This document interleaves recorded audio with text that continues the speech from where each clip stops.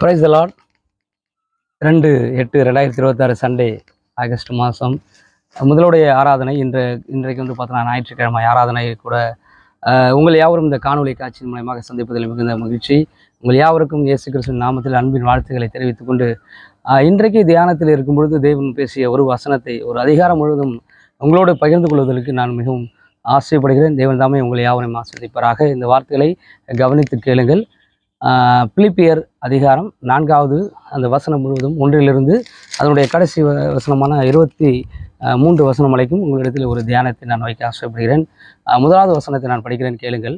ஆதலால் எனக்கு பிரியமும் வாஞ்சியுமான சகோதரரே, எனக்கு சந்தோஷமும் கிரீடமும் ஆனவர்களே, பிரியமானவர்களே, இந்தபடி கர்த்தருக்குள் நினைத்திருங்கள். எந்தபடி அவர் சொல்றார்?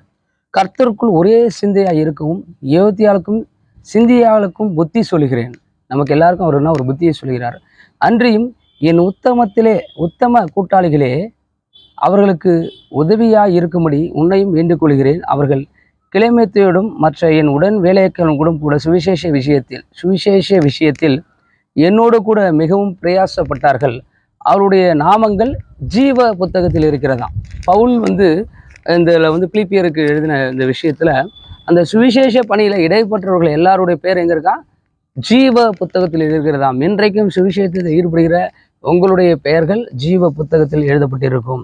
கர்த்தருக்குள் எப்பொழுதும் சந்தோஷமாயிருங்கள் என்று மறுபடியும் சொல்லுகிறேன் என்கிறார்.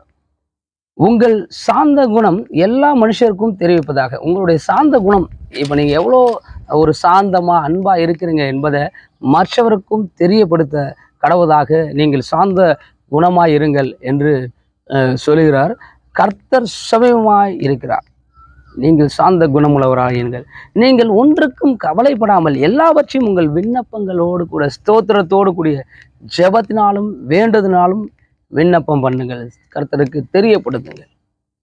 எல்லாவற்றையும் ஸ்தோத்திரத்தோடு தெரியப்படுத்துங்கள். அப்பொழுது எல்லா புத்திக்கும் மேலான தேவ சமாதானம் உங்கள் இருதயங்களையும் உங்கள் சிந்தனைகளையும் கிறிஸ்து இயேசுக்குள்ளாக காத்துக்கொள்ளும்.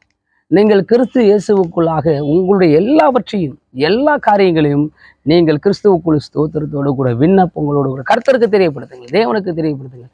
மனிதனிடத்தில் சொல்வதை பார்க்கலாம், தேவனிடத்தில் சொல்வது நலம். தேவன் அதற்கான காரியத்தை உங்களுக்கு வழிவாசல்களை திறந்து வைப்பார்.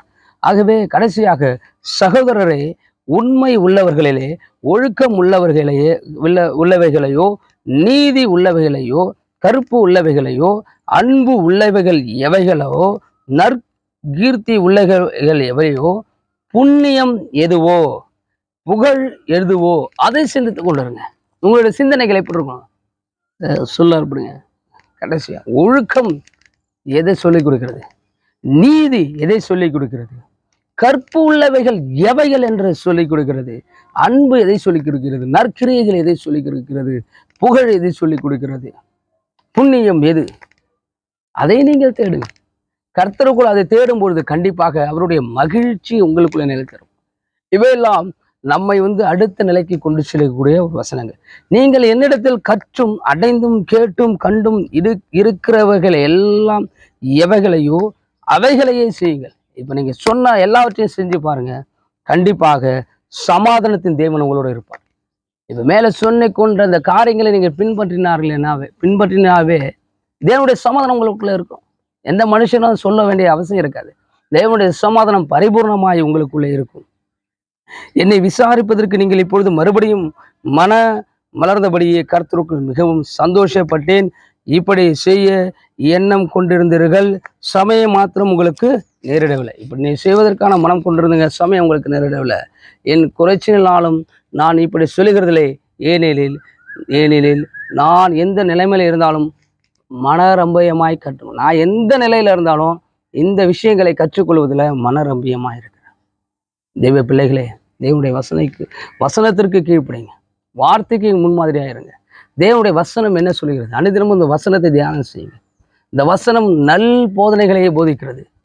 மனிதன் ஒரு நல்ல இதை அநேகர் இன்னைக்கு என்ன பண்றாங்கன்னா ஒரு மதமாக பார்க்கிறார்கள். நான் இல்லை, ஒரு வேத புத்தகத்தின் எழுத்தை நான் எப்படியாக பார்க்கிறேன் என்றால் என்னுடைய அறிவு களஞ்சியமாக பார்க்கிறேன். நான் அறிவில் வளர்ந்தவனாகவும் அன்பில் வளர்கிறதற்கும் அடுத்தவரிடத்தில் நடைமுறையில் எப்படி ஒழுக்கமாக, நீதியாக, பண்போடு, பரிவோடு எப்படி நடந்து கொள்ள வேண்டும் என்பதை வேதம் எனக்கு கற்றுத் தருகிறது.